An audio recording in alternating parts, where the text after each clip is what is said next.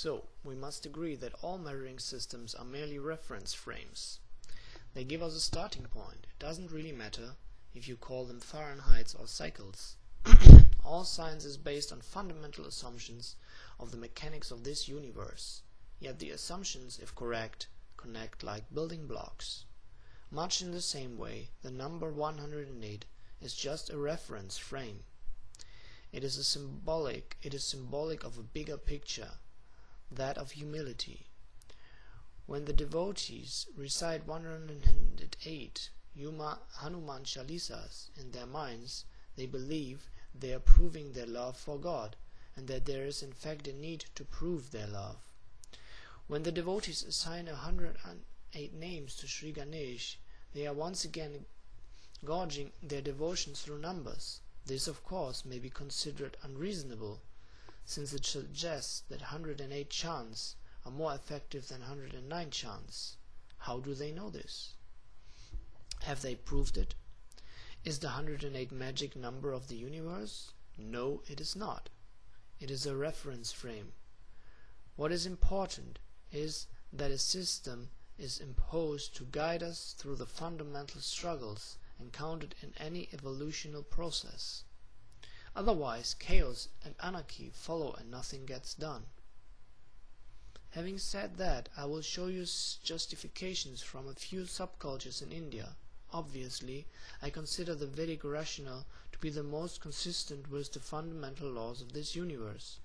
The others have borrowed and built, but it still smells of Vedic beginnings.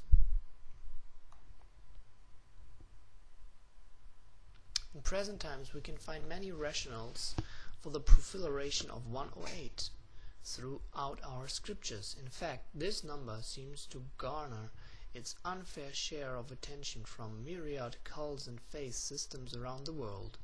I will give you a few justifications that have been brought to my attention. Jyotish Shastra, the Vedic astrology system. This universe was created by the 5 elements: space, air, fire, water and earth. From these elements came the 3 attributes: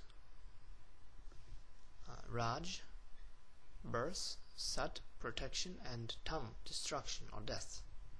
The mathematical or geographical evidence proves that one circle has 360 degrees in space. Why is this circle or wheel of life considered to be of 360 degrees only? If we take a circle and start dividing it using the 4 elements and 3 attributes, actually there are 5 elements, and 3 attributes, all the logic can be observed. The circle itself is considered the first element of space. Okay, that's why we divide it by 4. Since we must consume space in drawing a circle, in this space or circle the 4 remaining elements and 3 attributes create the idea of time.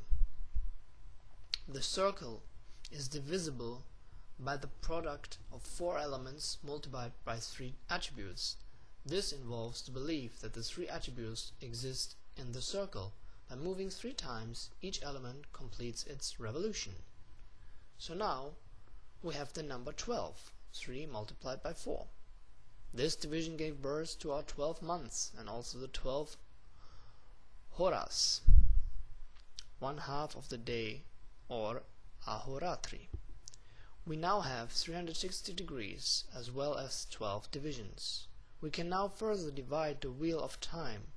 There are 27 fixed stars, nakshatras, along with 3 attributes that divide the time in smaller portions.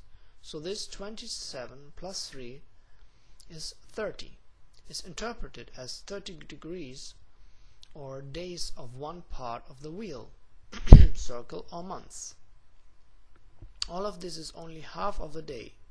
The night is yet uncounted for. Therefore, we multiply this 30 degrees by 2. This gives us a reference of 60 seconds in a minute.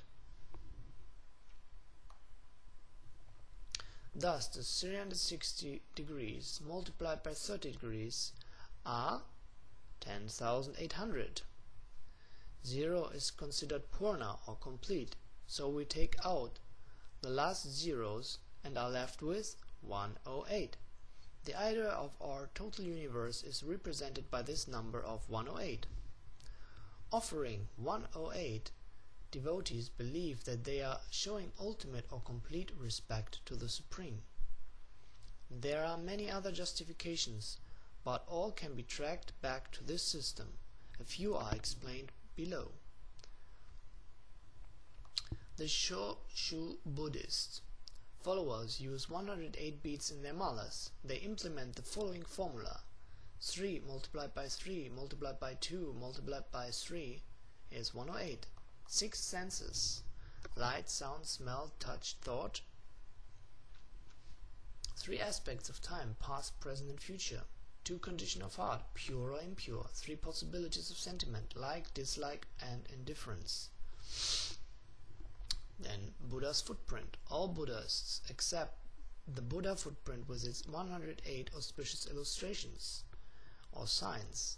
These areas are considered to have been marked on the Buddha's left foot when his body was discovered. Buddhism. 108 beads on the Hindu mala rosary, 100 arhats or holy ones.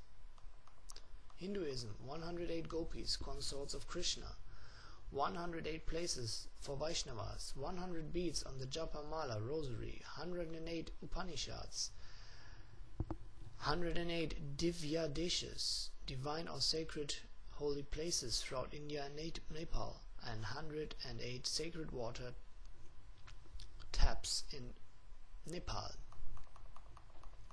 The Tantra Shastra. 108 Pita or sacred places. The story goes that Lord Shiva was in deep, incessant meditation. His asceticism was creating great heat in the universe.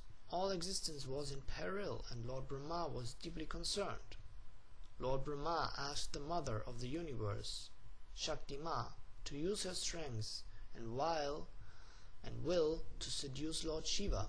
Ma, Shakti, agreed and was born as Sati, daughter of Sri Daksha, the progenitor. Lord Shiva was so entranced by Sati's asceticism and extraordinary beauty that he took human form and they were married. Years later, at a feast, Sati's father insulted Lord Shiva. Sati was so humiliated that she began a deep meditation which led her to immolation. She gave up her body in a blazing fire, consumed from the inside.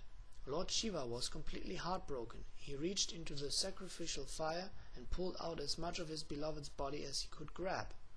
As he ascended to heaven, bits of Sati's body fell to the earth. 108 bits, to be precise. In time, these places were acknowledged and worshipped as holy places. Then we have Sanatana Dharma. In a book by Kurana, the explanation closely mirrors the original Vedic justifications. A circle has 360 degrees, which when multiplied by 60 gives us 21,600 minutes in a circle.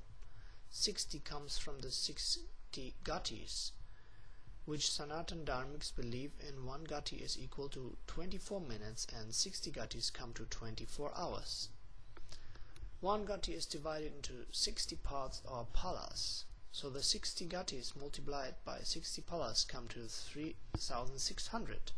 This is further multiplied by 60 because a pala contains 60 vipalas, which gives us 21,600.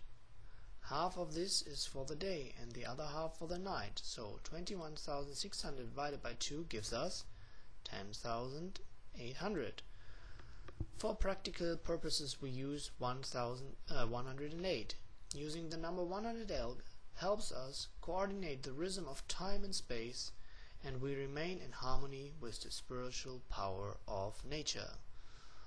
Thanks for listening, and all glories to the Supreme Healing Master Sri Dhanvantari.